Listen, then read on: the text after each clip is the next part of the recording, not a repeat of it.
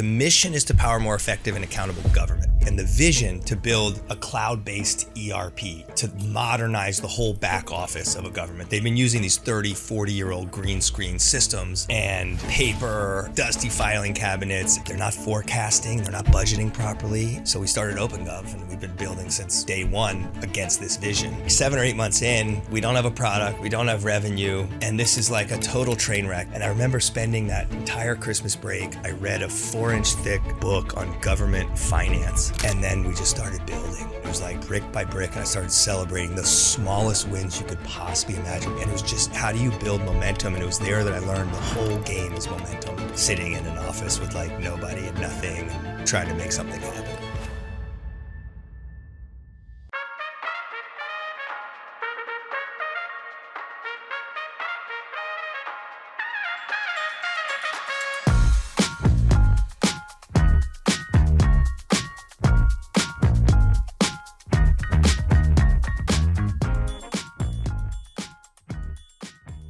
Welcome to Grit. I'm Jubin, partner at Kleiner Perkins. Today we have Zac Bookman, co-founder and CEO of OpenGov, who started the company with Joe Lonsdale almost a decade ago with a vision of building a high-performance government. Today, Zac still leads the charge after recently selling the business for $1.8 billion to Cox.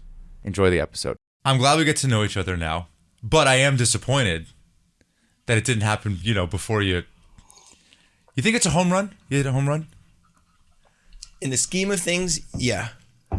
And then in the scheme of things in this world, it's a drop like in the valley, bucket. You're saying? Yeah. I mean, this is there's always something bigger and better. Yeah. In this age of AI, people leaving OpenAI and starting companies at $20 billion, raising $10 billion, and so on the one hand, it's a fantastic win, including given our story, which I'm happy to share a little bit about. But like this was upside down, backwards, and sideways the whole time. Yeah. This was pain and grind. And so there were a lot of years where the investors thought this wasn't working. The board thought it wasn't working. I thought it wasn't going to work. I mean, I came 3 days away from closing the doors, putting a lock on the door and just calling it a day. How many years in was that? That was 1 year in, 8 months, 10 months in. Was it doing something else? What do you mean? Was the mission of the company? Were you guys trying to build something? The mission has been core steady. The mission is to power more effective and accountable government. Yep. So in the age of like DOGE, it's kind of wild, but like we were doing this before it was in vogue. Totally. We've been like transparency, efficiency. Yeah. Literally the mission statement is to power more effective and accountable government. So it's neat to see the world coming a little bit our way. Yeah. I mean, if government budgets get massively slashed, that'll be a headwind. But anyway, that's been steady, and the vision to build a cloud-based ERP to modernize the whole back office of a government. They've been using these 30, 40-year-old green screen systems and paper and dusty filing cabinets, and we have this vision to modernize it all from the inside out. Yeah. Think of it as like a verticalized workday or something like that. Yeah, it's like a dashboard where... Well, it's not just a dashboard. It's the core underlying systems. It runs all the permitting and licensing in a city. It runs all the asset management and maintenance of all the roads, streets, lights, water, power, sewer. We run the Office of Procurement. We run the Office of Management and Budget. So literally the creation of the whole budget. We run the financial system. The tax and revenue system. So this is vertical SaaS, and it's a lot of software. And, there used to be Oracle shops. For governments. Yep. And only state and local governments. Yep. So we don't do federal, we don't do international. Yep. And I've made mistakes on both of those. And I can talk to you about failures there. But it's very verticalized, very focused, it's not custom software, but it's configured and it's built just for these specialized entities that have very specialized workflows. But that was not the tactic originally. That was. Well, let me put it this way. I made a bunch of mistakes. Yeah. We started this, we had a nonprofit. So I was on the board. 2 of our co-founders did this nonprofit out of Stanford to basically track where all the money was going in the state of California. Like, why are we paying so much in taxes? Right. And in the aftermath of the Great Recession, 2009, 10, there were 3 governments that went bankrupt. Literally cities, San Bernardino, Vallejo, and Stockton went bankrupt. And we were like, California. In California. Wow. How does a city go bankrupt? And we were a little naive. And we a little courageous and just dug in. 12 cities were predicted to go bankrupt. And so these things are like hitting the wall. And we're like, how does a city hit the wall the way like a startup hits the proverbial wall? And we saw they're using ancient systems and they got like tons of regulation on them for how they can do business. And they're not forecasting, they're not budgeting properly. And then we said, you can't build a lot of software with a nonprofit. It's very, very hard. You need engineers that have equity. You need the whole company to be motivated and aligned. So we started OpenGov, and we've been building since day one against this vision. And so it's been core, state, and local. But I went over to England. I went to Australia, and like I forgot like we're a vertical software company. And in vertical software, the more you shrink your PMF, the faster you grow. What do you mean? So you have the universe of potential buyers, and then within that, let's say you have some criteria on what is around product market fit. Like they need your system, they use these things, blah, blah, blah. In our case, there's about 20,000 state and local governments that we think of as PMF. And then within the PMF, you have your ICP, your ideal customer profile. And that would be the indicia, the likelihood, the probability to buy. So if it's a young change-making city manager, if they have an initiative for transparency, if they've budgeted for a new ERP system. So that we have all these, you're a go-to-market guy. So we have all these criteria. And if they meet some of those criteria, then they fall in that ICP. Just spend your time in the ICP and you grow faster. You've only got, 2,000, 3,000 hours a year you can work, even if you're a total machine. And you were saying you were going to London and all these places thinking... I'm wasting time. Yeah, exactly. I'm on planes. I'm doing dinners. I'm like doing what I thought I'm supposed to do. Selling to who in London? I was doing dinners and meeting borough and council presidents, the mayor of London, and I went to Queensland, and I'm like, I didn't know my ICP. I didn't know my PMF. Yeah.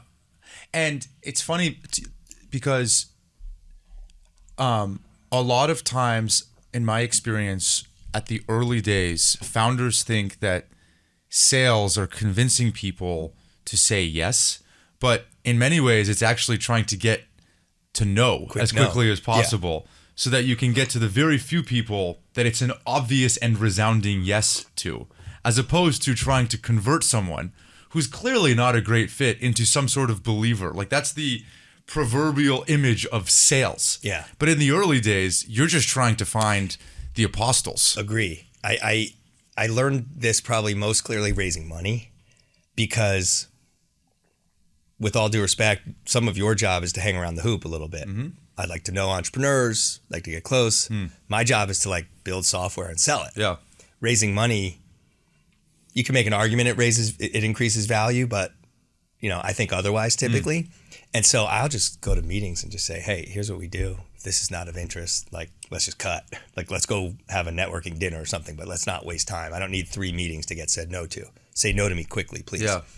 And I got, I've met so many investors. We raised hundreds of millions of dollars over the years. And that's where I learned it the most. And then now when I sell, I kind of annoy some of our account executives because I'll get on the phone with a prospect and I'll just be like, hey, here's the reasons why you shouldn't buy it. Yeah, the reverse sell. It's a little reverse psychology for sure. And they appreciate it builds trust and, but I couldn't agree more with you. When I'm interviewing candidates right now for on my team, and I always tell them like, hey, here's going to be the worst day of your job. And I will literally like start and end the day with excruciating detail of what like a really shitty day looks like. So that they know like, all right, like this is what a bad day is actually going to be. Because most of the time we're convincing someone what the best days are going to be and this crazy vision and all these things. But the reality is you don't think about quitting on your best day, We've been having this discussion in the company for 1.5 years about how we need to completely change how we recruit. We are frankly, we're a gritty company. Yeah. Like most people don't wake up and be like, I'm going to Silicon Valley. I want to build software and sell it to governments. Yeah. Right? It's true. And that's what we do. And frankly, we're proud of it, but it's not for everybody. It's super mission driven. You got to have something that resonates. Like somebody was an immigrant and they came to America and they lived in a country with the rule of law. And they're like, this means something and I want to give back. Or somebody grew up and their dad was a firefighter and they like have the spirit of public service in their blood. And like we attract these kinds of people, and the people who want to go do ad tech or want to go do hard tech and crazy science stuff, it's like more power to you, but this is not the company for you.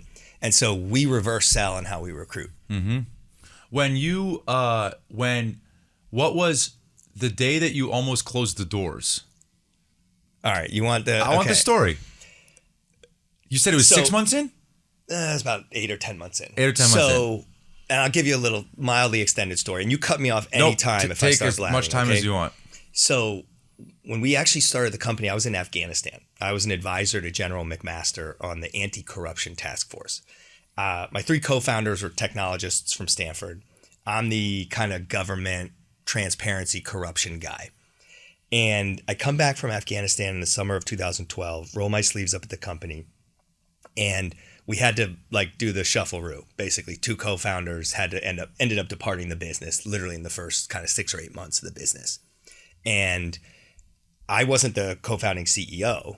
Me and Joe were the first investors and board members, and I was in Afghanistan actually. And so came back, and it was like total disarray, and ended up having both kind of the co-founding CEO and CTO departed. They both ended up going to another companies. One ended up coming back. I mean, it was some companies start working from early, and some are form, storm, norm, perform. This was thoroughly in the form, then storm. And so we're like 7 or 8 months in. I'm CEO. Like, we don't have a product. We don't have revenue. We had a great idea, great mission. We had a few good folks, and we haven't sold anything. And this is like a total train wreck. And I'm sitting there. I used to be like a lawyer and like was involved in foreign policy. And I was like, I've destroyed my career. The company's going nowhere. Like, we raised money from Formation 8, which was kind of precursor fund to 8VC, and a bunch of top angels. And I was like, this is a disaster. This is a train wreck. And I was so demoralized that, I was about 3 days away from just, you know what, let's just close the doors, give folks their money back, and call it a day. And then I realized I had this like mild epiphany. I was like, I've already destroyed my career. It's like I've already made a mess of this. And kind of don't have anything to lose. And what is positive about this situation? And maybe that was a lesson around optimism. It's like, wait, what's positive? What do we have to build on? And I remember spending that entire Christmas break, I read a 4-inch thick book on government finance. And I'm like, I don't even know about government accounting, like seriously about deep multi-fund accounting. I went to coffee shops 6 hours a day. I'm just reading this reference book. And then we just started building, and it was like brick by brick. And I started celebrating the smallest wins you could possibly imagine. We signed our first government for $1,800. This is enterprise software, and it's $1,800. And it would be like one hire, yay, one sale, yay, and one little feature, yay. And it was just, how do you build momentum? And it was there that I learned the whole game is momentum. It's also about like attitude. And those were very, very dark days in 2013, sitting in an office with like nobody and nothing and trying to make something happen. When you were thinking about walking, like, was there a deal that you lost? Like, was there a thing that broke your back, or was it just an accumulation of 8 months of embarrassment? It was, I mean, our 2 co-founders like leaving, and like, but you no came in product, when the co-founders no roadmap. left, right? No, I was one of the co-founders of the they company. left on you. I had to help them leave because it wasn't working. Right. And were you the CEO? I was not the co-founding CEO. Yeah. I was co-founding investor and board member. And then one of the other 2 co-founders was the CEO. Correct. And one was the CTO. And I got back from Afghanistan. And it was a mess. It's a mess. They're fighting with each other. People are joining and quitting. It wasn't working. Like, our top engineer wanted to quit. The second top engineer wanted to quit. There's no product roadmap that had any viability or reality to it. We had an alpha product that, in retrospect, is like, it was the kernel of something, but it was like really laughable in retrospect. Whatever's before alpha. And and it was, and we're like spending money. It's just like, and no customers, and like, it's just insanity. And did you not think about like taking the CEO job before going to how did No. like No. you knew you were going to Afghanistan? Yeah, so actually that's a kind of a interesting. So I grew up near government. My father was a civil servant. Yeah. He worked at the National Academy of Sciences, and I was an entrepreneur from a young age. But like I had a lawn mowing business from the age of 8 years old, like many young people. And then I studied government in college, and then I went to law school and I did a master's degree in public administration. And after grad school, I went to Mexico and studied transparency and corruption in the Mexican government on a Fulbright fellowship. And after that, I was a law clerk for a federal judge on the Ninth Circuit and then a trial litigator. So I'm like not a Silicon Valley entrepreneur at that point. And I lucky to get a job practicing trial litigation here in town. And the firm represents, Apple, Google, Qualcomm, and all manner of tech companies. And before that, I got connected with Joe. My co-clerk was the editor of the Stanford Review newspaper when I was a law clerk. And he connected me with Joe, who took the job after him. Lonsdale. Yep. Yeah. And Joe and I started talking shop and investments. And it was a crazy time in my career. The head of my law firm wanted me to go be like a deputy chief of staff to Kamala Harris, who he was representing at the time, which was kind of interesting. And then General McMaster wanted me to come over to Afghanistan. And then we're actually starting Formation 8 at the time. And I was kind of first employee at Joe's first fund. And so all these things are going on. It was total insanity, and managed to make them all happen. And we raised $448 million for that first fund. And I went to Afghanistan and had this totally surreal experience there, living in half a shipping container with 2 soldiers. And we got OpenGov off the ground. And then I came back in the summer of 2012, and I went like just full on at the company. And did you know when you were leaving Afghanistan that you were going to go? Oh yeah, I wrote the first check with Joe from Afghanistan and signed the papers, and I'm on the phone with lawyers and then I'm on the phone with our CEO and CTO, and we're making our first design hire, our first engineering hire, and there's like choppers overhead and and you're not thinking you're going to be the CEO at this point. No, I was going to support and help, and then actually our co-founding CEO, who's an amazing guy and a kind of an entrepreneurial force, he was like, get back here, like we got something serious, we got something big, we need you, come be president and COO. So I actually came back and I worked for a 21-year-old. Yeah. For a few months, and then I was like, this is not working. Yeah. And we hashed it out, and that was as awkward as it sounds. Yeah. And did you want that job? No. In fact, I when we did the shuffle-roo, when we got folks out, I was like looking around. I was like, "Hey Joe, what should we do?" Yeah. I was thinking I was going to be an investor, and this was not what I was thinking. And I was like, "Oh my gosh, this is either close the doors or step up and make something happen." And I was like, "Well, I'll do it if I'm interim, but we can evaluate the situation and look around." And I literally just grabbed the top engineer, and he was an ambitious and very talented guy. And I was like, "You want to be my partner?" I mean, this was this dysfunctional and entrepreneurial. And he was like, "Heck yeah." Yeah. And so I was like, "Okay, you're the CTO now." I mean, I didn't even have the knowledge. And just to be clear, I was as naive as it gets. I was like, lawyer, Afghanistan guy, showed up in like slacks and like a sport jacket. And I might have, if I had offered him like a VP of engineering job, it would have been like mind blowing. Instead, I'm like, "All right, you're now the CTO. Like, this is battlefield. Like, let's go." Yeah. And we just started building for a couple years. That fell apart after a couple years. So what fell apart? That relationship with like the new CTO. Yeah. I mean, we're still friends, but like it stopped working after a couple years. So this has just been. So why did it stop working? Personal or did? You know what? It's actually, I don't know to this day. I'll tell you the story. I think a lot of these things are emotional and psychological. And I don't totally understand them, but one of the many things I love about building like this and doing a company is how much it teaches you about people and humanity and organizations and your own life. And so we were on the verge of signing $1 million customer, which, I mean, we had like 200K in revenue at the time or something, or 400. And the whole state of Ohio wanted to buy our transparency product. And I'm working on this deal, flying to Columbus, And they're like, hey, let's meet at 6 a.m., which is like 9 a.m. their time. It's like, I don't want to get up at 5:30, but it's fine. And he didn't want to get up. And I'm like, what's the deal, man? We need you on this call. Like, this is a big call. This is $1 million deal for like a company with nothing. And he's like, no, they want to change our product roadmap. And this is BS. And this isn't what we're doing. And this is the wrong way to do it. And I'm like, no, I'm pretty sure $1 million is the right way to do it. And it was dead in line with the roadmap. So we started having this friction. It was in line with the roadmap. Yeah, totally. I mean, it's now one of our 150 features. Yeah. And so we started having this friction, and then things started to come up like, hey, man, I'm not really like your co-founder. And I'm kind of like, okay, like, but you're super valuable. And if it's that important to you, like, I'm not even jealous. Like, I suppose you can call yourself that, but yeah, you didn't co-found the company.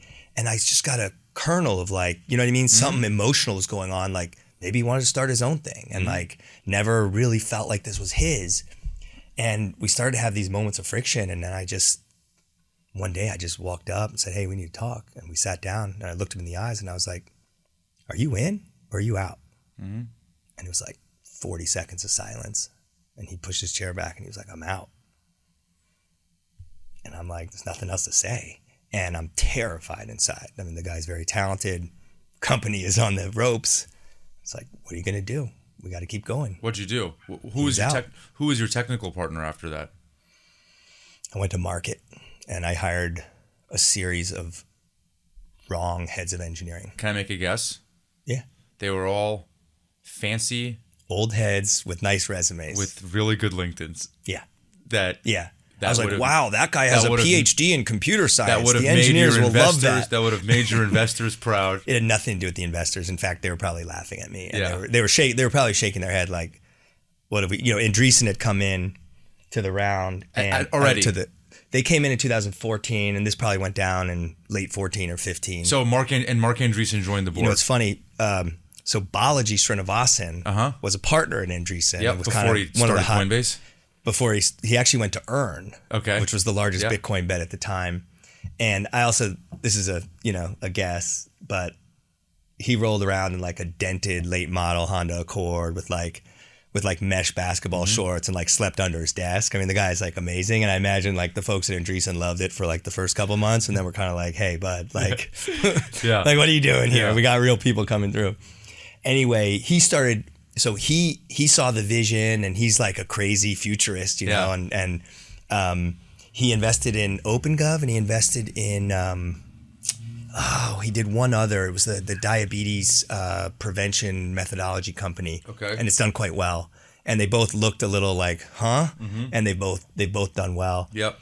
And anyway, I saw he was disengaging a little bit and I was like, I don't have time for disengagement. Like I confronted the issue and he was like, hey man, so the honest truth is like, I put like a huge amount of money into this Bitcoin bet and like, I think that's what I'm going to go do. So I called up Ben Horowitz and I was like, Ben, I want you on my board. I need like an operator. And he was like, and I worked up I thought it was a big ask. And he said no. And I was like, damn, they're going to put like the lawyer from Facebook or, you know what I mean? Like a venture partner type. And I'm like, I'm on the outs. And he was like, let me get back to you. And like that Sunday, I got an email and he's like, my partner Mark would love to join your board. I almost fell out of bed. Like I obviously pitched them, but I didn't have a close relationship at that point. And so I was like, hey, it's on, let's go. The mission attracts, And at that point I had like long hair down to here and was like kind of possessed. So maybe that had something to do with it. I think more than anything, he liked Joe and wanted to be involved with Joe. And so anyway, that's the story of how Mark came on the board. Mark spent 10 years on the board until last year. And Mark came on the board after they led the A, did the swapperoo, and then within 6 months, your CTO. This was trauma, man. Your CTO was out. Yeah. So actually, Mark and Ben. So all sorts of things are going wrong, and then Mark goes, "Hey, let's have dinner with Ben and Joe," and I'm like, I have a feeling this isn't a good dinner. And I'm like, are they firing me? I'm like, I don't know, maybe. And we go to like Fleming's or something in like the Peninsula or South Bay, and they all roll up in their like Sprinter vans, which were like whatever was in vogue when the traffic was getting bad down in the Peninsula. So they're like literally like 3 Sprinter vans, and they rent this huge room in Fleming's, and we have this like little four top in the middle of this huge room, and I'm like, this is so awkward. Like, and then we just have a dinner talking about the business. And it's like me, Lonsdale, Horowitz, and Mark. And I'm like, on the one hand, I'm like super flattered. Like, they're taking this dead seriously. On the other hand, it's like the undercurrent is like, what the hell is going on over there, Bookman? Like, what's going on over there? This is a clown show. And if I'm honest, it lasted 4 more years of clown show. And then we were growing, you know what I mean? But this was not your like hot tech company. What was that was growth? like, what was the growth? So you closed that $1 million deal with Ohio or no? Yeah, we did. In 12, it was zero, zilch, nothing. In 13, and we were like getting things going, you know, it was just the chaos I described. In 13, we got to 200K in ARR. And believe it or not, we raised from Andreessen with 200K. Wow. And a lot of other people took the meetings because we were pricing it low with this idea that we'd get in and then build a network and it would all end up working. 200, and then we went to 1.9 million. I hired an actual head of sales, and I did it early. Steve Laughlin actually sent a guy over, and I was like, if it's good enough for Steve, it's good enough for me. Let's just go. And it ended up working until 2 or 3 million. So 2 million, 14, 4.4, 8.4, 14.4, 19.6. And you can see it's like, it's growing, but it's like, and I'm expending a lot of money. Yeah. And so the growth is doing like the wrong parabola. And it's kind of like, but you're still spending a ton of money. Like, this thing's upside down, and it's also just kind of lame, and no one has time for this. Yeah. Like, the employees have time. We had time. I had time. I want to make it work, but I'm looking at the investment. I'm like, I'm mortified. And then in like 16, Chambers came on the board, and I assumed John he came. Chambers, the former Cisco CEO. Yeah. And we got named a tech pioneer by the World Economic Forum, and I spoke on a panel. So the sizzle on the company like didn't match the steak. Right. Does that make sense? Yeah, it makes sense. And I didn't have enough knowledge to be like truly mortified. Like, I knew something was wrong, but I didn't know how to like what to do. And so like I almost lost the company in 15, and Lorene Jobs came in and put some money in and saved it with Emerson Collective. Steve Jobs' wife or you know, a widow. And and then what do you mean she saved the company? Like, we were running out of money, you know, and you couldn't raise. Well, yeah, it just wasn't a particularly. This was obviously post Andreessen. Yeah. And it was like a bridge to get you to the B, basically. I mean, it started just like, I don't even know how to letter the round, you know, the money being raised. An injection of cash. We're just like, so it's like, it's just like a B1 or to B2 or like, you know, some of these were like, we tried to do some convertible notes, you know, and like, it's just, it's just stuff. Yeah. And then Glenn Capital and Acme came in, and that was kind of a round that, you know, if you look back on it, it's like this, they shouldn't have done it. And it ended up working out very well, but like, and anyhow, the weight just kept piling up and things were going in the wrong direction. And then I really almost lost the company again in 2019. I got like at least 40 no's, and I was like out of bullets. To raise money. Mm-hmm. Okay. And I went to a bank to ask for help. I said, I know this is going to be painful. So Allen and Co. said they'd do it, and then they rejected me. And I'll tell you the story of why they rejected me if you want. That's a grit story. Tell me the story right now. Right now. Okay. In 17, a guy named Harry Yu approached me on an intro through Andreessen, through Mark. And he came over and he said, this is the first of the whole SPAC wave. And he said, me and my older brothers, Joe Tucci, who ran EMC, and Bill Green, who ran Accenture. I haven't told this publicly, except it's in a lawsuit. So great.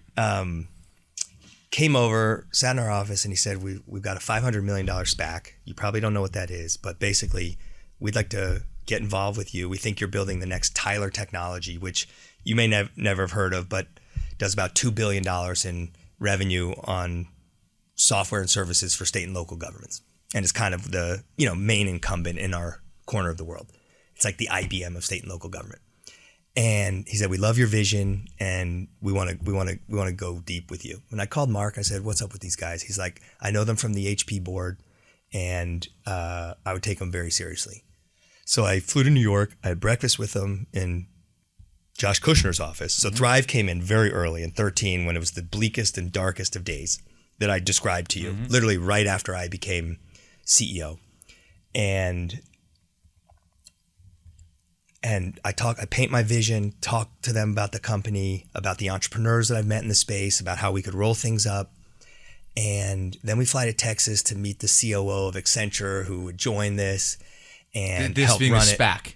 This being a SPAC. Yeah. With OpenGov as the center of it. Yeah. And then I whiteboard them the whole strategy and here's the 5 companies that I would buy. And I'm friends with the entrepreneurs and I make hand deliver on introductions on the phone or text to this guy, Harry, who he was briefly the president of Oracle and he was the CFO of EMC at Accenture. Okay.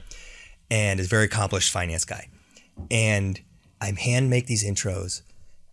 He cuts me out at the 11th hour, signs them up to no shop, no talks, and rolls the whole thing out public without OpenGov. And you're not even part of it. And we had a letter of intent to acquire OpenGov for $250 million. And I was actually on vacation with my brother's family in France when this is happening. I'm tweaking. I'm freaking out. This is a big moment, right? Where this is going to actually, it's probably the right thing. The company was upside down. We did have 20 or so million in revenue or something. And we're going to kind of get out of it and everyone's going to get their money and actually make some money. And this is actually going to live a big vision that we've been working on.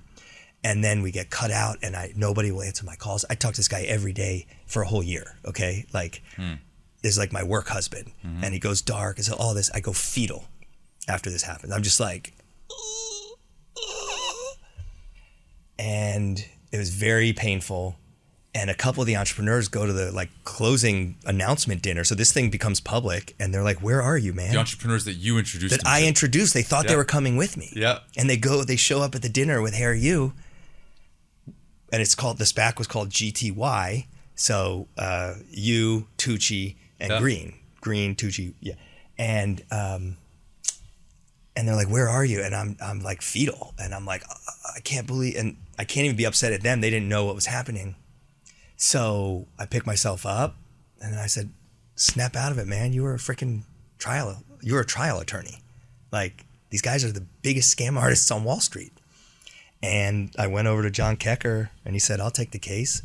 And I took it on contingency and sued the daylights out of them. And they ended up begging for a settlement. And I would have kept going just because I was a little vindictive and also like I wasn't paying anything and I could get back to work. But Kecker called me up. It probably took a year and a half or two and he's like, take the money and move on.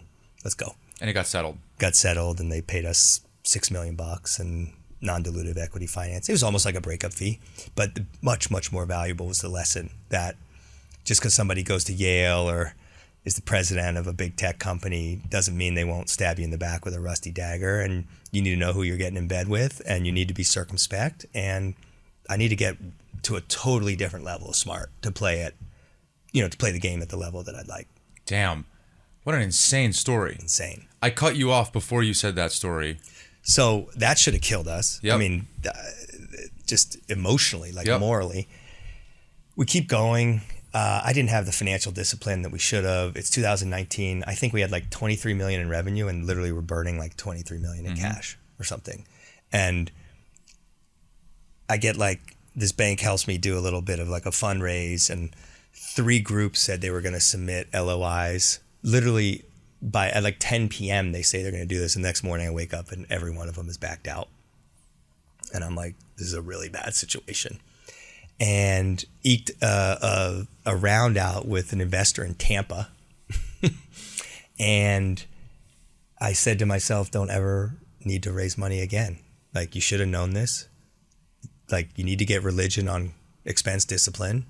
And you need to stop this fetish with like being the next Silicon Valley enterprise software company that just does conventional fundraisers and things like that. We got to build our own company. We got to be our own people and we got to do what this business needs. And we got disciplined before COVID and that has helped immensely. Do you think that fetish came from like seeing the portfolio companies of these investors, being 100%. in the Bay Area, 100%. seeing how they do it, and just being like, oh, I want to be 100%. one of those high-flying companies. I knew so little. I was just trying to mimic mentors and, listening to smart people and looking at what others are doing. And I saw Lonsdale and what they were doing at Palantir and, so many other companies. And I just, just trying my best, which wasn't very good at the time. And at any point, why didn't they remove you as the CEO? I think look, I was like you were going down with the ship? No, not. I mean, I'm not. I'm a big boy. Like, I know I go to work every day, and I'm an at-will employee. And I've even given this talk at. Let's be clear. Like, I can be removed at any time, and I can right now. Mm-hmm. I know the market cold. I know a lot of entrepreneurs in the space in terms of and we've bought about at this point 10 companies. Many of them quite small. It's part of our innovation strategy, and I'm a cheerleader. Like I'm an evangelist. I'm a cheerleader. So it's not like I'm completely without skills. And I think it probably would have been, there's some ethos in the Valley of respect the entrepreneur, and respect the founders. Joe never gave up. He probably thought about it many times, but he didn't give up. And that was a big part of it. And I'm sure they talked about it, and it was like, if we shoot Zac, it's probably over at the company. So what's the point? Let's just write the thing off. And to be honest, one of the reasons that I took seriously the opportunity to kind of do a major transaction / control sale of the company last year was because I could see the investors were a little tired, and they got a lot of other things to do with their lives. And, you know what I mean? I care deeply about my fiduciary duty, and I want to deliver returns and make it a success for them as well as me and the employees and the customers. You sold the company in February of 24, which is a super interesting time to sell the company. 1.8 billion is a very meaningful exit. I wonder, it was right before DOGE, right? And it was at the tail end of COVID, or just past when the market was down. Like, if you had gone a year earlier during the heydays, or now. No. You actually have it backwards. If we'd gone a year earlier, you see, when we started the company, there was a fair amount of excitement. It was kind of different, and we had some good people involved. And so, as I said, we had some sizzle without the steak. And then we had many bleak years with all sorts of problems. Mm-hmm. Okay. And I'm happy to tell you if those stories are interesting to you or the audience, I'm happy to tell you. Yeah. But in the last few years, I put my head down. As I told you, I got a big wake up call in 19, and it finally settled in. And I actually called the Founder Collective guys, because their whole thing is stop raising money. It doesn't help you. Get capital efficient. And I was like, help. And I mostly just needed inspiration. And we just started really homing in and dialing into product market fit, product by product. And the company started working in a different way. But this was at a time when every other company is exploding. And we're just the little engine that could. Literally, Mark actually one point was like, it's the little engine that could. Which was totally so funny, diminishing. And I'm like, you so bum. Funny. But the company wouldn't have been worth much at all a year before. Every other company was crushing it. And they're growing 50, 80, 100%. We're growing 20, 25, because you were 30. capital efficient. We're just the little engine that could. We were growing 20, 25, 30%. Every other company's growing 80%. So most people would have been like, who cares about that boring enterprise software company that sells to local governments? Yep.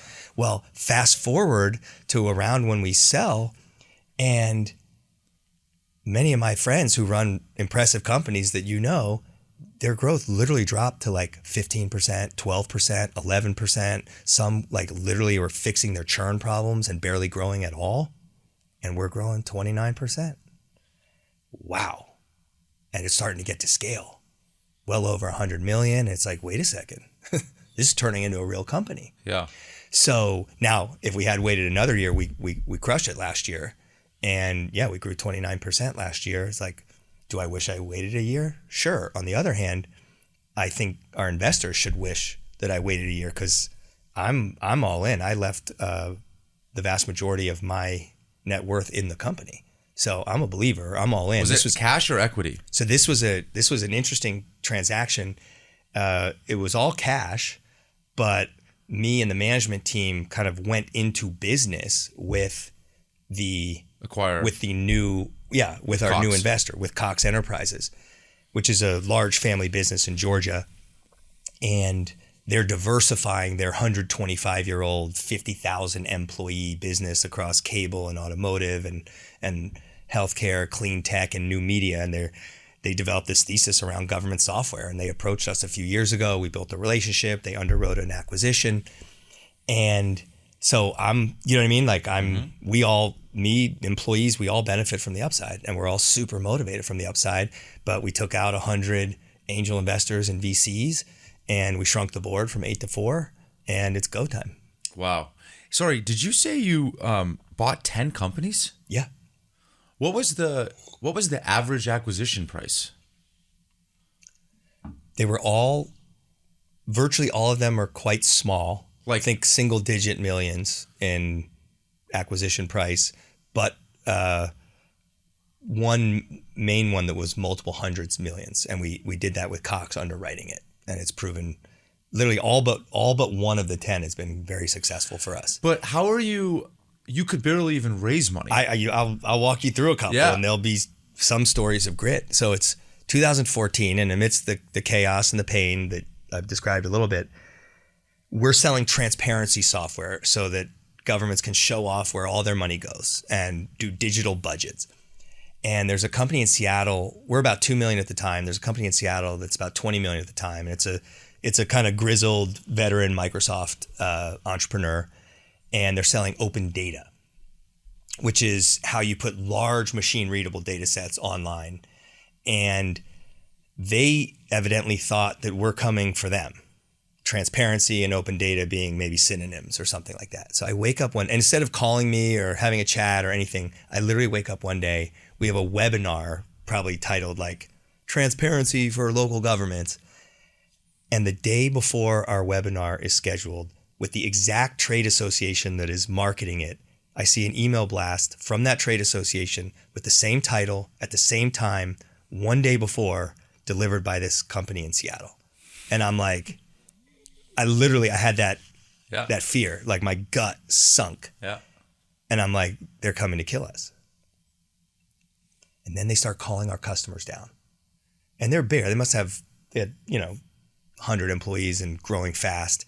And they're calling our customers with dedicated talk tracks. Then they start copying our website. Dedicated product marketing manager copy everything from OpenGov. We had an animated website. 2 months later, their website becomes animated. It's like, so they're just like, we know how to kill. We're enterprise software trained. You're dead. And I go fetal there. And then I'm like, we ain't going down without a fight. And I just rallied the troops. And I said, like, it's on. We didn't choose this, but like, if they're going to kill us, they're going to be real hurt in the process, and we're not going down without fighting. You shoot us, we're going to shoot back. And we went and found this 4-person team in New York that was doing open source open data. There's an open source standard called CCAN. And we bought the company for like 50,000. They had 30,000 in revenue. Okay. So we paid up, and we might have paid like 700K or something like this. And we said, come with us. We're going to build a practice around this, and we're going to go kill these guys. And the messaging is, why would you do open data on a proprietary platform where you could take advantage of the global standard that's open source? And we started taking down big deals with the city of Phoenix, with major cities, and winning deals head to head against them. And I knew enough. When you're 20 million and you're fighting and scrapping and clawing, and you start losing big deals and your growth rate starts to move like that, it's a pretty ugly day, and it's terrifying. And we started to beat them upside down, and they went and sold off to the big competitor, Tyler. Wow. And they took 6X, $150 million sale. And I call that a win. And we beat them to this day. Wow.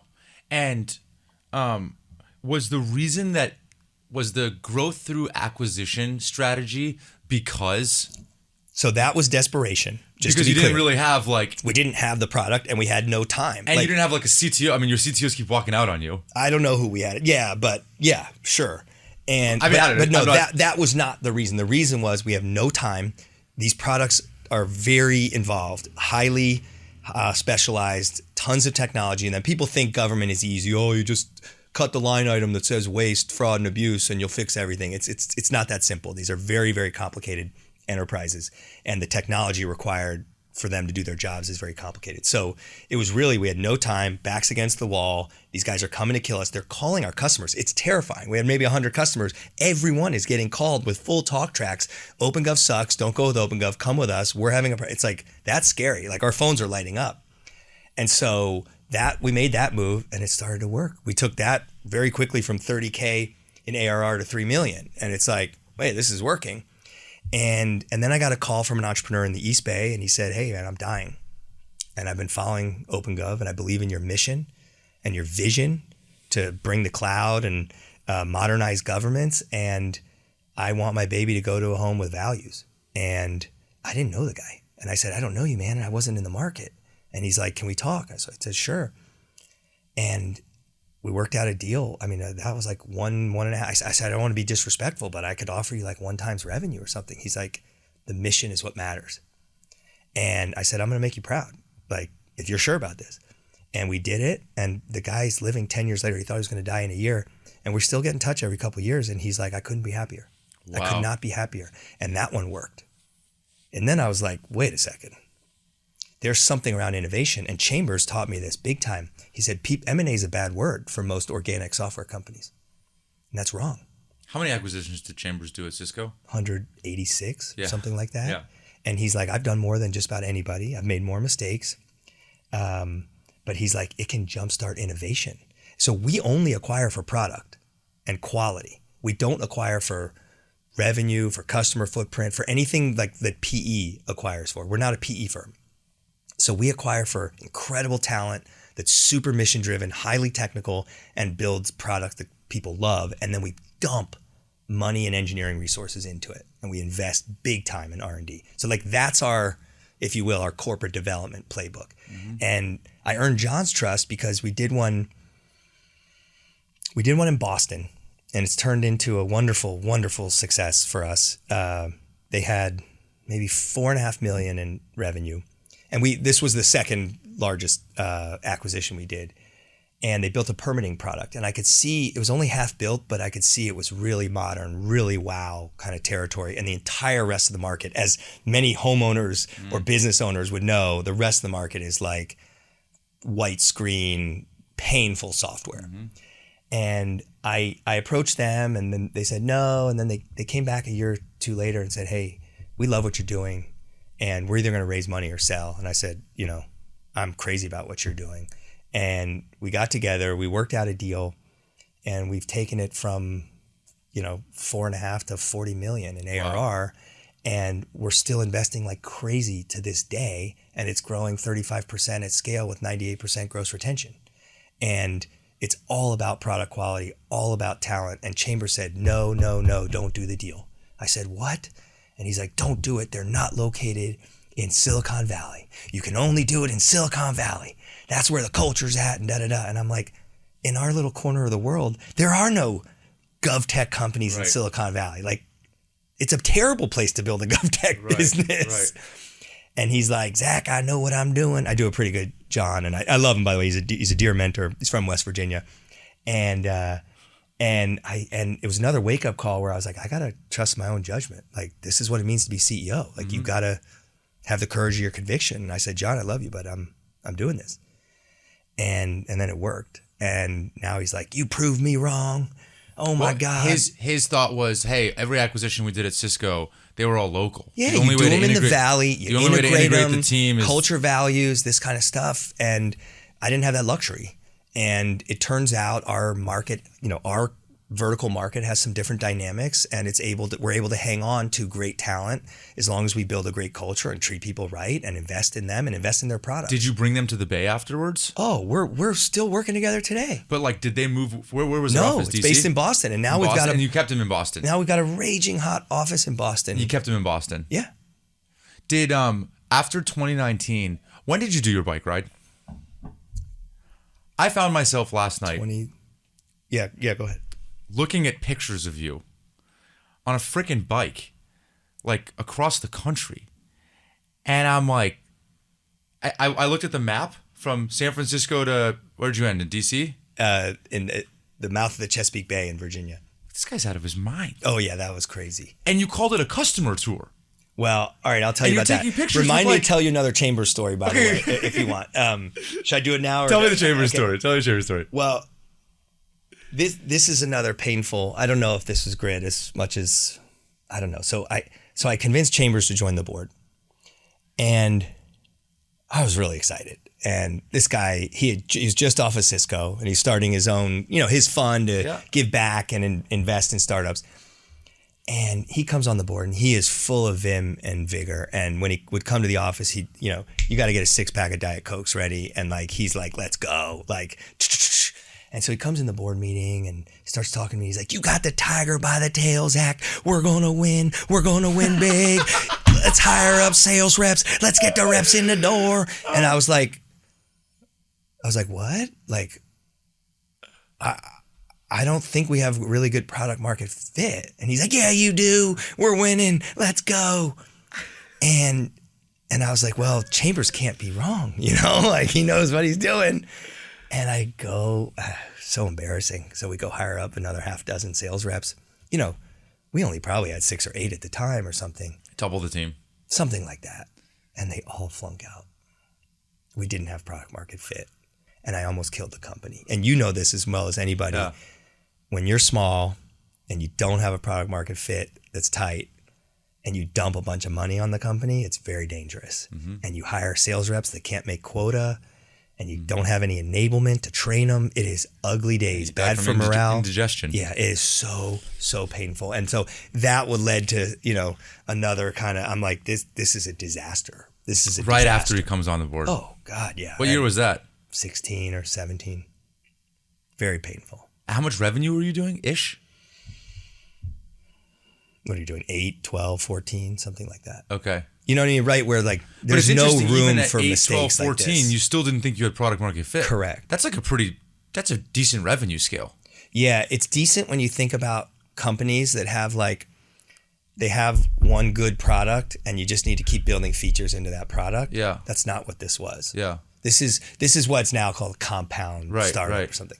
The products at the time, so the first product was transparency. We're selling it for 5, 10, 15K a year. You know as well as anybody, you can't do enterprise software unless you're like Dropbox, unless you have a distribution model that you can do on email and you know what I mean, a web flow. And the thing is, that started scaling because we're spending $50,000 to get a customer and another $40,000 to deploy it, and we're only charging $15K. Not a great business model. And then we moved from transparency into internal reporting, almost like BI and business intelligence and operational reporting. What you said, dashboards and stuff. And we charged, 15, 20, 25, 30, but it's the same problem. Costs you $50K to sell it. When you add up sales, marketing, solutions engineering, solution architecture, the things required to sell to enterprise, and it's funny with government, a medium-sized city feels like an enterprise. That's the issue. That's the pain in the market. And then you got to deploy it. They don't know how to use it. You're going to just act like they're going to wake up and the software's going to walk in and turn itself on and they know how to use it. So you got to have services and customer success and all this stuff. And so we were upside down.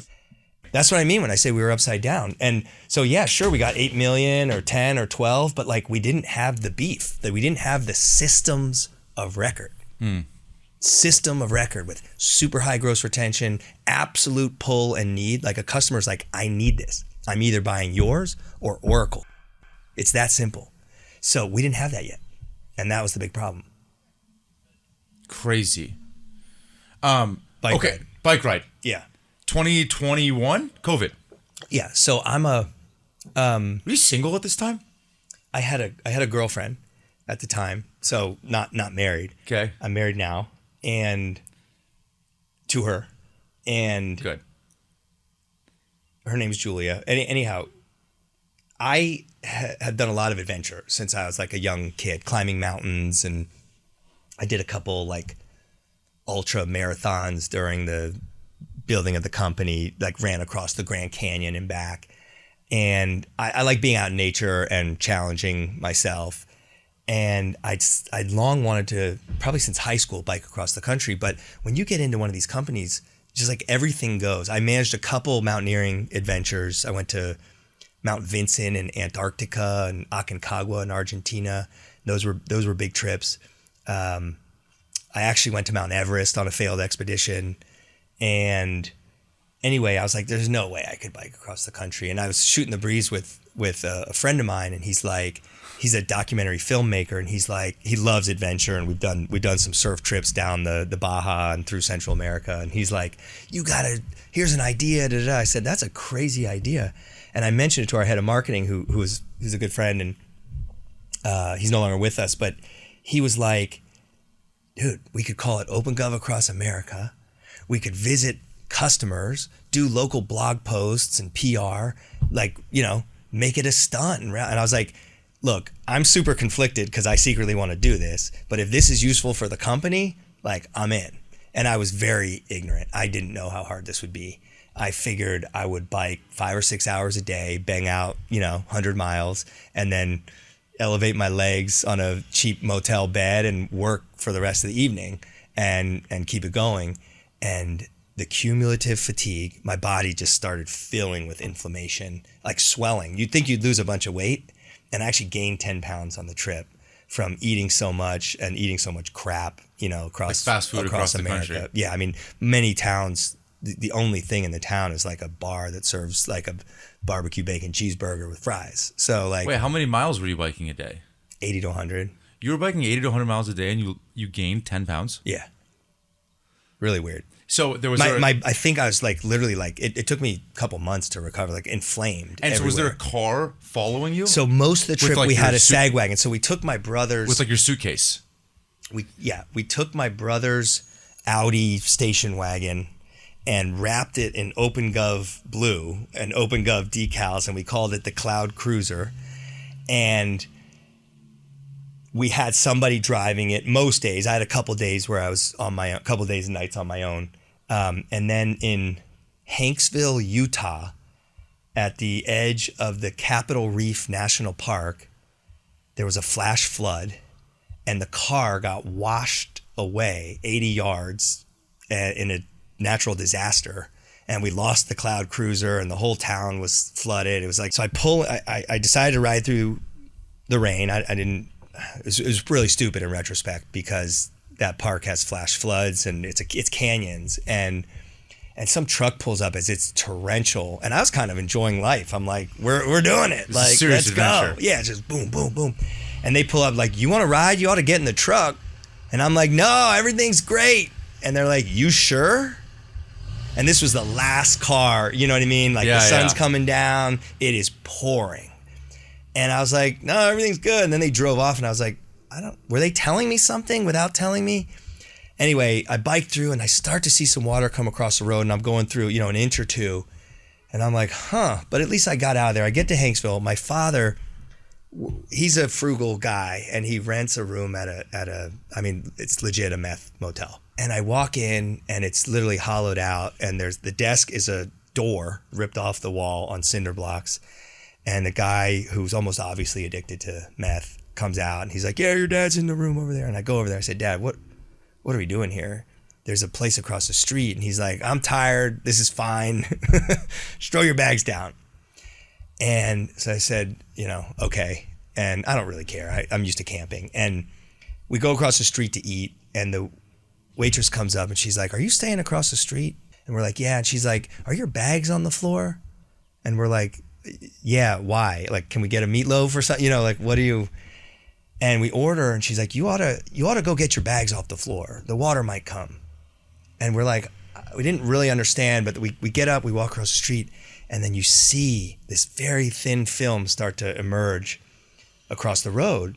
And the motel was kind of down 8 or 10 feet in a parking lot area. And we get in there, by the time we get in the room, it's a creek coming in front of the door. And I snap into gear, and I'm like, Dad, I'll grab the bikes. I had 2 bikes, and they're like worth more than the car. And The car was kind of a junker at that point. And you grab the car and let's fucking go.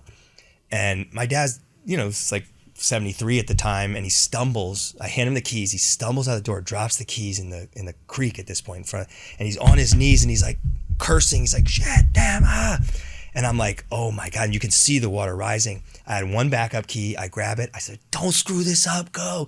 And I grab the bikes. At this point, it's thigh high. I'm carrying the bikes through this flood. He gets into the car, jams it, and then a wall of water hits him right as he's trying to get out. And the car, it's like, it could have been a bad situation with him. It went from ankle to kind of neck high in about 90 seconds, 2 minutes. And the whole motel was destroyed. The whole town was destroyed.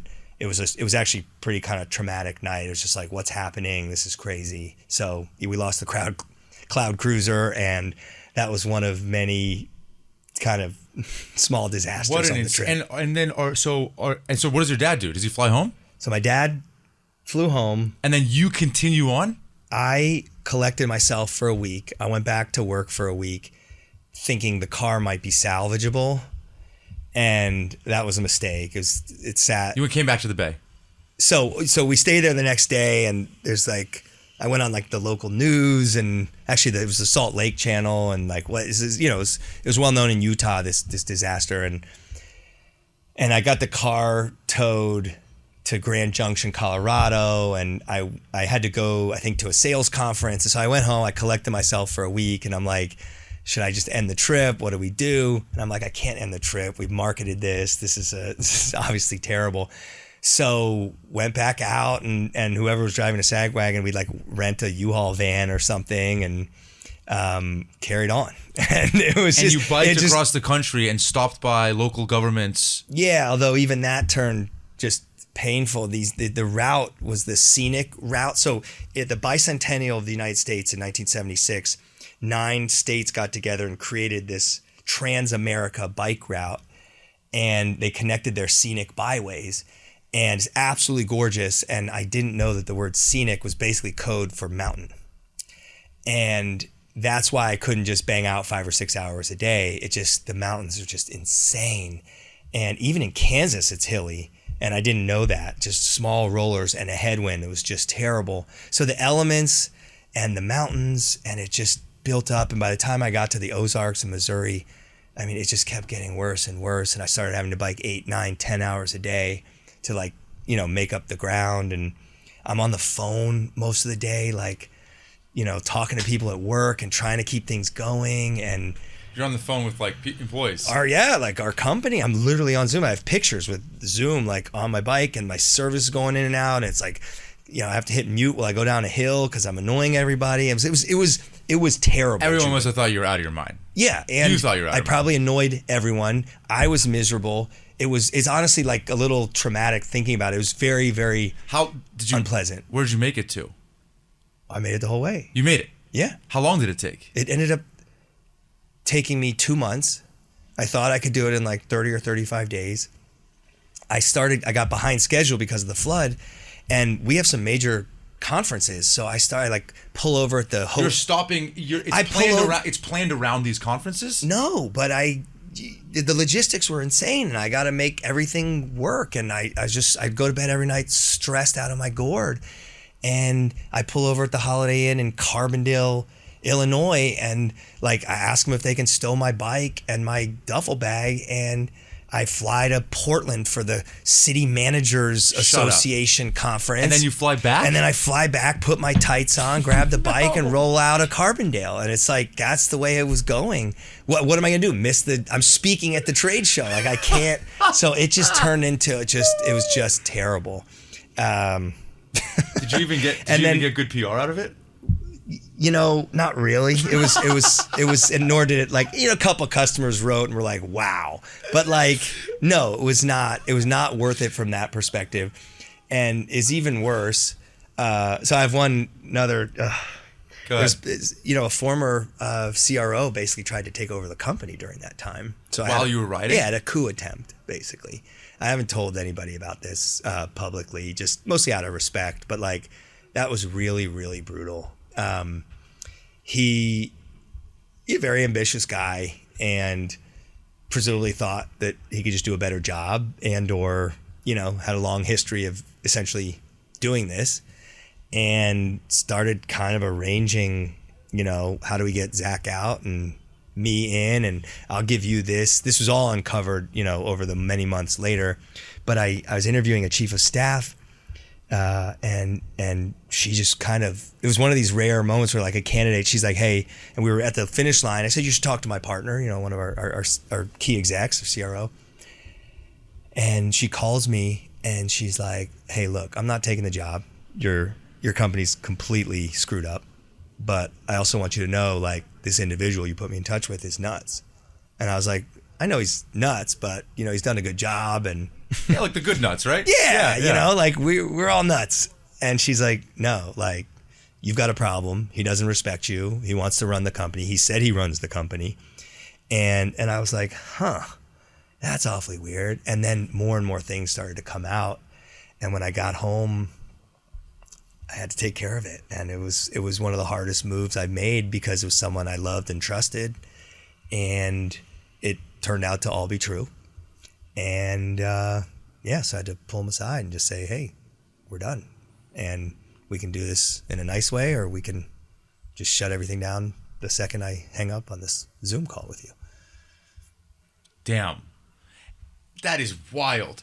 And at what point did you... And just to be clear, to work up to that moment, that was a very hard move for me. Like, it was a career development move for me. Like, wow, I'm being like psychologically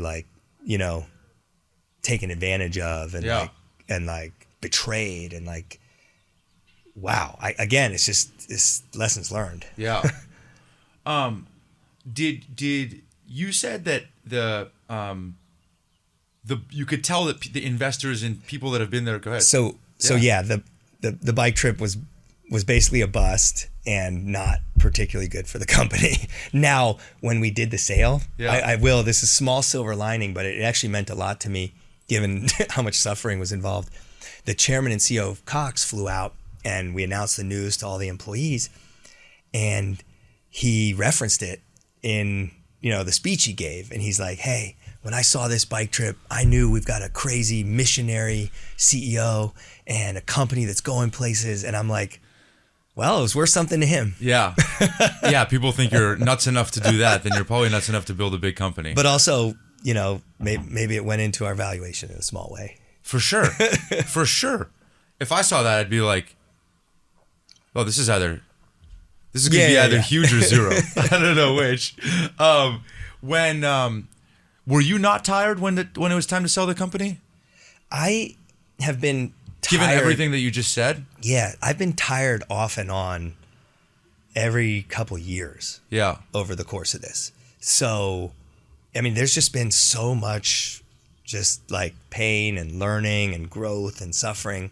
So my mother died in 2015, and she died a very sad and painful death. She was an addict and an alcoholic, and it was brutal. And I'm going to work, and she's in hospice, and the company's totally upside down and failing. And this was right when I see the board is losing faith in me, and it's just like, that was really brutal. And that was very close to just being like, I just don't know if I have it. I just don't know if I can do all of this.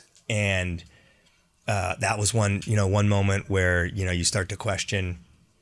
And I talked to you a little bit about, some of the painful, I call them fundraisers, but they're really crucible moments where it's like, this company doesn't deserve to live anymore. We've screwed it up irreparably. Yeah. And that bike trip, the logistical stress as well as just the like physical toll was, I'm very stubborn, obviously, and like very persistent. And so we like pulled it through on the bike trip, but I was like, this is just dumb and it's not good for the company, and I feel stuck and I don't know what to do, and it's not good for my relationship. My then girlfriend, now wife, like, she was not pleased and she's wailing on me, and I'm like, I need your support, like big time. And so that was another moment. And then, around, for the 2023, I could see the board was getting a little tired, coming off the heels of COVID. I had a couple times, a year or two prior, Chambers tried to leave the board, and I like proverbially like grabbed his arm, and I was like, "You can't leave. You can't leave. Don't leave me. Like this will be a terrible sign to our employees."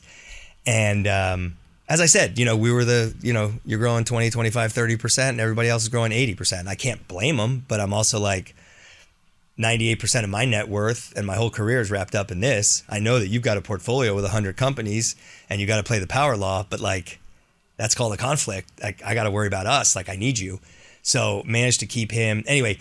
And then I had a whole compensation issue. I'd been running the company for a long time, and we'd been seriously diluted and the founder share stuff worn out. And like, so I had some talks with the board, and I could just tell they were kind of like, we don't really want to deal with this. Yeah. And that's pretty demoralizing, and I could tell the Cox folks, they're like super fired up. They had this whole diversification thesis. They saw how big a company this could be. This could be a serious software company. Heck, there's like incumbents in our space that we go up against every day and often beat, and they're 10, 50, 100 times our size. Like, let's go. Like, this is what it's all about. So I could see they're fired up, and I'm like, I need alignment. I need people who are fired up. Doesn't hurt that they've got incredibly deep pockets and they want to go big. Like, if I can get a huge win for our investors and make this a positive for everybody and deliver on the mission. By the way, these people buy and don't sell. Like, this could be around 50 years from now. And they're all in on the mission, and they're all in on taking care of employees. So I'm like, I see a triple win for employees, win for the investors, win for the customers, win, maybe quadruple win for me and the management. So anyway, we put together a big deal. It apparently was like the third or fourth largest private software deal in the last 5 years. Yeah. Might have been one of the only ones in the last three. Our banker, he gave me a couple of the stats, but he's like, there's no deals getting done. No, it's incredible. This is great. What's unbelievable is after all of these tales of misery and of woe and darkness. I hope I'm not depressing you. No, I think like this is why we do the show. Like, this is like, I figured. Yeah, this is why we do the show. I was looking at a picture of you in the White House, like, I don't know, a month ago, like at inauguration. No. Wow, that's funny you thought that. When was it? That was in the middle of all the pain. No. Yeah. Wait, so the picture with you and Bezos and 2016, if I remember correctly. And Tim Cook and Sundar. All right, and I'll give you, and I know you probably got it. That was from the first inauguration? That was from the first Trump presidency? I'll tell you, it's got some funny stories associated with it. So what? Wait, so that wasn't when you were like on the mountaintop? Oh God, no. No, it's really, there's a couple. I'll try to make them quick because I know you probably got it wrong. Look, that was when we had a lot of sizzle and no steak. I met a guy, this was a young guy working in the White House, and he became enamored by the company. And he was working for Kevin McCarthy at the time, and Kevin invited me to come present to Congress on like their innovation day. And then this kind of subversive young, he's almost like the equivalent of like an associate, in a venture firm. He reached out to me, said, "Hey, I'm getting you on the list for like a big roundtable." I said, "I have no idea what you're talking about, but sounds great. I'll show up." And I show up. I didn't even bring a necktie, okay? And I'm on the phone with my assistant that morning. She's like, "You're going to the White House for the American Technology Council. Like, go get a freaking necktie." And like, thank God I did. I show up. This is like, yeah, it's Bezos.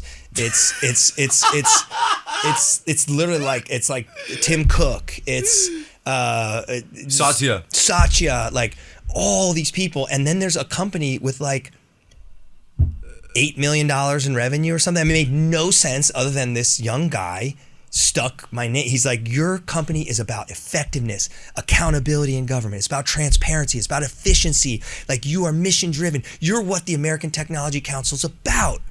And he gets me in this, and I'm sitting at the big boy table, like next to like the head of VMware, Pat, and like, I think the president of MIT or something like that.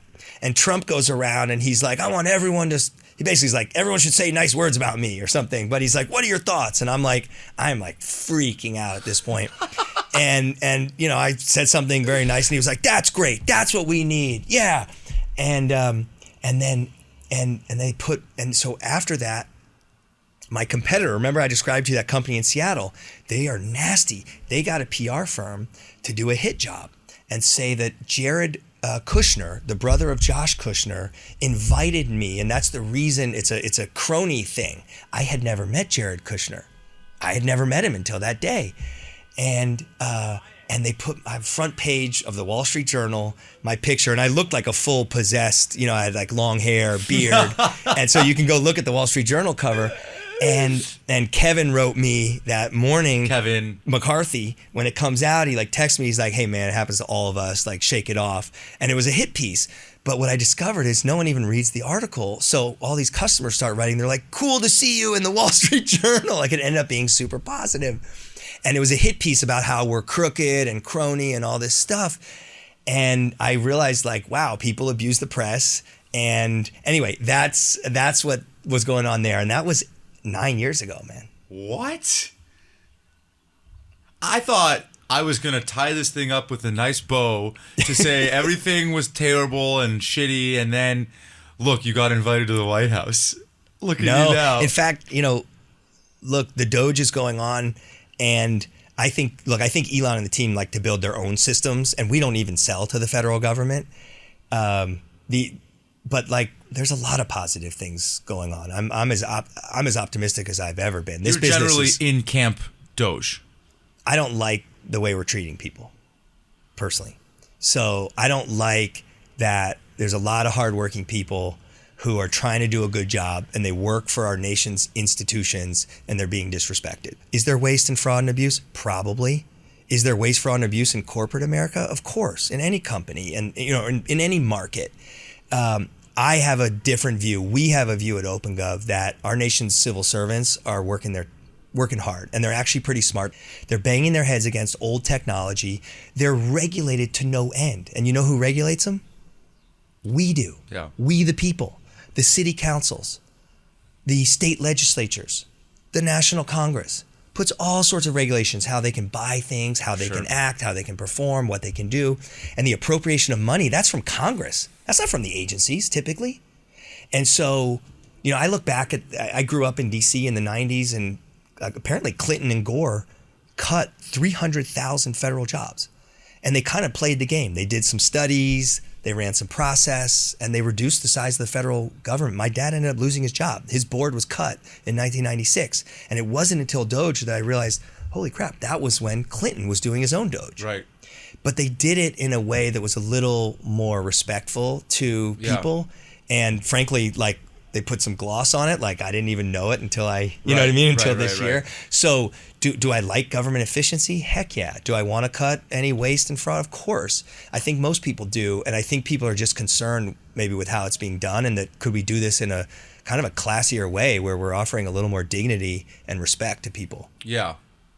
Maybe substance with a little more style. Sure.